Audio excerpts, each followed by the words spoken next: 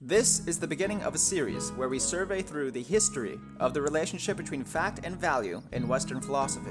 Essentially, we are going to journey through how some of Western civilization's most influential thinkers conceptualized how morality fit into reality at large. This series is heavily based on the book by the late American philosopher Arthur F. Holmes, Fact, Value, and God. So if you want some of the details that I leave out in the series, or would simply like to support this video project, grab a copy using the link in the description below. Additional sources for this episode in particular are Frederick Copleston's A History of Philosophy, Volume 1, Robin Waterfield's The First Philosophers, and Patricia Curd's A Presocratics Reader. Once again, links in the description below. Alright, let's begin. In the beginning, there were the Presocratics. Before Socrates, there was Xenophanes, Heraclitus, Democritus, Anaximander, Anaxagoras, and others that would become known as some of the founders of Western philosophy, whom introduced to the West the notion that the world, the universe, the cosmos, is comprehensible, that it is capable of being understood by means of rational investigation. There are roughly three traditional outlooks of the Presocratics. One sees them as pre-scientific thinkers, speculating about the basic principles of nature. Another sees them as primarily pre-theological, with their concepts such as Anaxagoras' nous and Heraclitus' logos, which we will get to soon. And then there's the post-literary or normative understanding that primarily looks at these figures as standing in continuity with their Greek literary predecessors such as Homer, Hesiod, Aeschylus, and Sophocles, but going further than these writers in articulating an emerging idea of a moral universe of cosmic justice. That they went further in explaining what exactly the nature of the world is, that there should be some sort of rule of moral law within it. Keeping in step with this post-literary or normative perspective, let's make our way through these Greek poets, into the Presocratic philosophers and the Sophists, and finish right as we get to Socrates and Plato. In early Greek mythology, nature and the gods acted fairly arbitrarily. In Homer, the gods are generally capricious and uninterested in human affairs. The focus is largely on the virtue of arete, or excellence, expressed by the heroes' physical strength, bravery, and cleverness. In the Odyssey, Athena, the goddess of warfare and wisdom, helps the hero Odysseus return to his kingdom and defeat the contemptuous suitors that tried taking everything that he had. And she helps him on account of his own excellence in warfare and cleverness. More importantly, perhaps, is that she is only able to assist Odysseus by the approval of Zeus. So although this divine intervention to the aid of a mere mortal is anomalous, there is nonetheless this instance in Homer's writings of the highest order in the cosmos, that is, Zeus and the gods, setting things right for, or in favor of, a man of virtue, or at least virtue so regarded. In Hesiod, there is the notion that justice always wins out, as part of the cosmic order. Listen to justice, and put away all notions of violence. Here is the law as Zeus established it for human beings. As for fish, and wild animals, and the flying birds, they feed on each other, since there is no idea of justice among them. But to men he gave justice, and she in the end is proved the best thing they have. Those who give to every man, those who are abroad and those from home, straight judgments, and do not transgress the just, their city flourishes, their people prosper too. Peace, the children's guardian, patrols the land, and Zeus, far-seeing, doesn't plan cruel wars against them, upon the men who judge with honesty. Upon those men, famine and disaster never wait. They work at their appointed tasks with merriment. Those who delight in violence and wicked sinful deeds, far-seeing Zeus, the son of Cronos, plans to punish.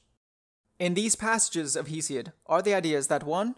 Man stands out from the animals in that we have a sense of justice, and 2.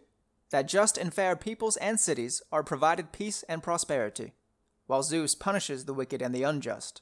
Thus, from the realm of earthly mortals to the administration of the heavenly gods, justice reigns. In Aeschylus' Oresteia, the rule of reason and justice in a court of law, established by Athena, replaces the previous norm of vigilante justice. Moreover, in Sophocles' Antigone, Antigone's brother, Polynices, is killed in battle for the throne of Thebes. Defying the king Croesus' edict to let Polynices' body rot, Antigone buries her fallen brother. Threatening her with death, Croesus demands that Antigone confess if she deliberately chose to disobey his edict. Naturally, since Zeus never promulgated such a law, nor will you find that justice publishes such laws to man below. I never thought your edicts had such force they nullified the laws of heaven, which, unwritten, not proclaimed, can boast a currency that everlastingly is valid, an origin beyond the birth of man. And I, whom no man's frown can frighten, am far from risking heaven's favor by flouting these. So Antigone courageously defends herself by appealing to a law above men, the everlasting law of heaven. However, moving into the Presocratic philosophers, Xenophanes criticizes the gods of Homer and Hesiod for their immorality, such as their adultery, theft, and other misdeeds. And, in contrast, Xenophanes posits the realm of the divine to be morally good, worthy of respect, less anthropomorphic, more rational, and more powerful than what was the traditional view of his time.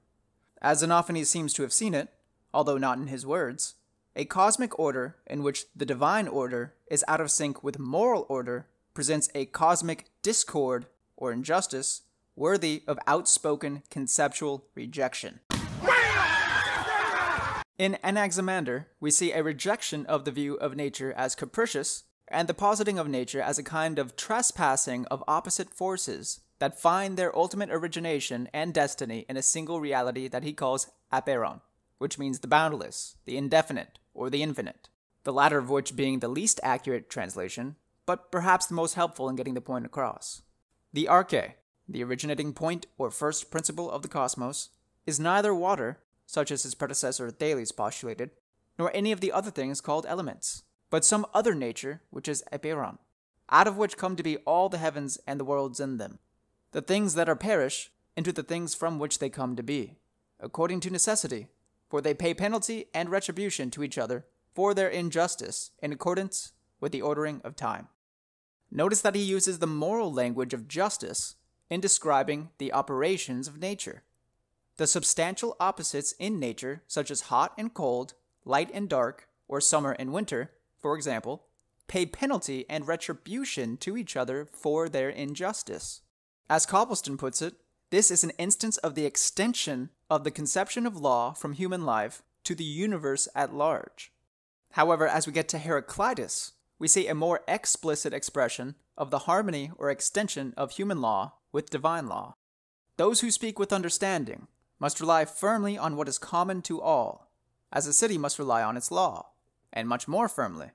For all human laws are nourished by one law, the divine law. What is central in this fragment of Heraclitus is his doctrine of the logos, which can mean account, word, statement, thought, reason, measure, and many other things. This logos is the eternal, divine ordering principle, or law, let's say, of the cosmos that both controls and steers it. It is this logos that serves as the fact-value connection for Heraclitus. To contextualize a bit of this logos doctrine in Heraclitean thought, the plurality of opposite phenomena, night and day, life and death, light and dark, and so on, are interdependent and comprise an ultimate metaphysical unity. What is opposed brings together. The finest harmony is composed of things at variance, and everything comes to be in accordance with strife. In addition to his doctrine of all things being one, or the unity of opposites, is his doctrine of flux. It was Heraclitus that said one cannot step into the same river twice.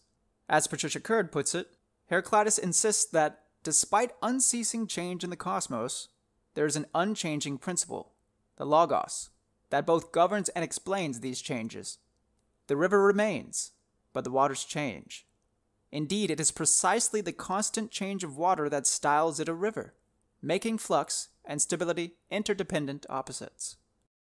So, in the many are one, and all things come to be, or happen, in accordance with the logos. This logos is not only the underlying ordering principle of the cosmos, but also of human society, and even exists at the level of us as individuals. Let's revisit this statement.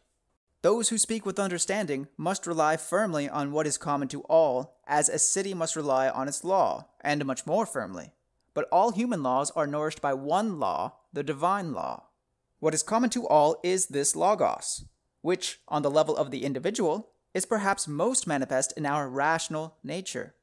Heraclitus says that thinking is common to all, that right thinking is the greatest excellence, and wisdom is to speak the truth and act in accordance with nature.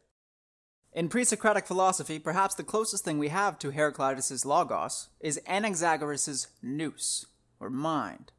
To explain the order and phenomena he saw in the world, Anaxagoras proposed that there was a finely corporeal, cosmic nous, or mind, that set the universe into motion and spread things out from a primordial, unified mixture of material things at rest.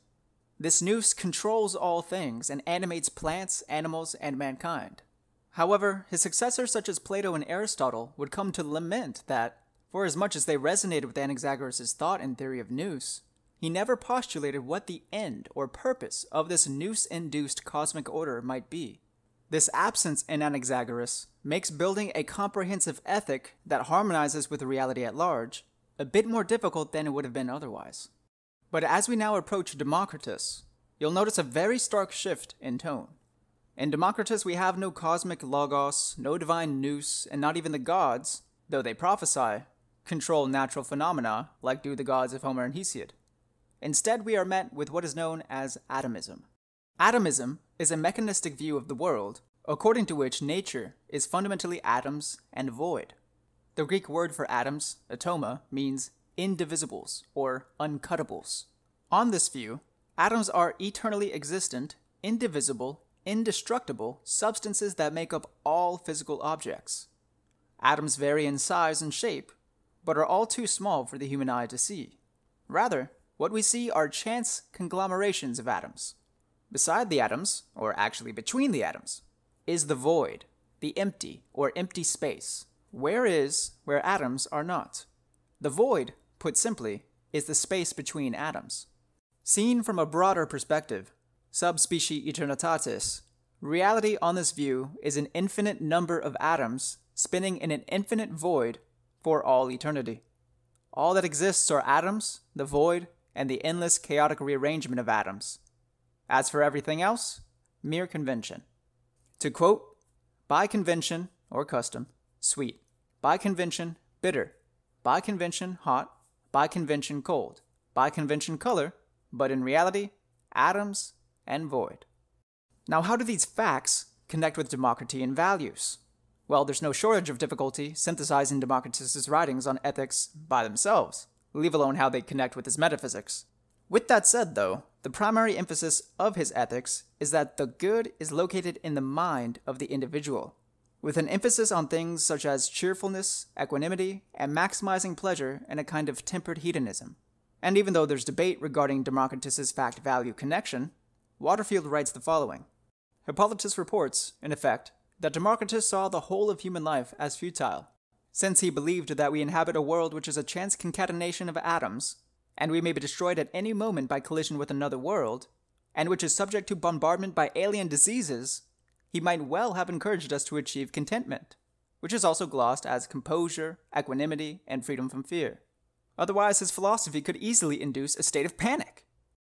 These various philosophers sought an ultimate principle, by which to explain the reality in which they found themselves. However, the various metaphysical hypotheses they proposed, some of which logically resulting in a distrust of sense perception, led later thinkers to a state of pluralistic skepticism towards metaphysical inquiries altogether. These were the Sophists. Also prevalent among the Sophists was moral relativism. Protagoras, who Copleston wrote was the most gifted of the Sophists, conveyed these views quite succinctly. Man is the measure of all things. Of things that are, that they are. Of things that are not, that they are not. Where the gods are concerned, I am not in a position to ascertain that they exist, or that they do not exist. There are many impediments to such knowledge, including the obscurity of the matter and the shortness of human life. Because the Sophists were skeptical of knowing the ultimate truth of things, and constructing a system of ethics on that truth, they instead focused on teaching the art of rhetoric, of persuasion, which can make something false appear true, and something true appear false. To wrap things up, as we passed through the poets and the philosophers, we saw a shift from the world as arbitrary, capricious, and uninterested in human affairs to an ordered cosmos of justice that exists from the top of reality to the bottom. Cosmic justice reflected at the level of society and the individual. Later Presocratic philosophers such as the Atomists, however, were not sympathetic of this notion of cosmic justice, and the Sophists disregarded such speculation altogether. It is at this point in the story, Socrates and then Plato hit the scene, whom we will get to in the next episode of this series. Hey, thanks for watching the video. If you liked it, be sure to hit the like button, share it, tell me your thoughts in the comments section, subscribe, hit the notification bell. You can support the channel on Subscribestar, come join the Discord server, and links to my social media and the resources used for this video are in the description below. Thanks again for watching. Peace.